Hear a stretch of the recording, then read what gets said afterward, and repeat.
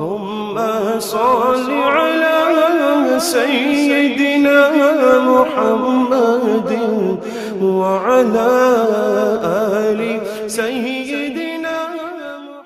بسم اللہ الرحمن الرحیم. حضرت عبداللہ بن عمر رضی اللہ تعالیٰ عنہ بیان کرتے ہیں، میری ایک بیوی تھی جس سے میں محبت کرتا تھا اور حضرت عمر رضی اللہ تعالیٰ عنہ اسے ناپسند کرتے تھے. انہوں نے مجھ سے کہا کہ تم اس عورت کو طلاق دے دو. میں نے ان کی یہ بات نہیں مانی. حضرت عمر رضی اللہ تعالیٰ عنہ نبی اکرم صلی اللہ علیہ وسلم کی خدمت میں حاضر ہوئے اور آپ صلی اللہ علیہ وسلم کے سامنے یہ بات ذکر کی تو نبی اکرم صلی اللہ علیہ وسلم نے مجھ سے فرمایا تم اس عورت کو طلاق دے دو.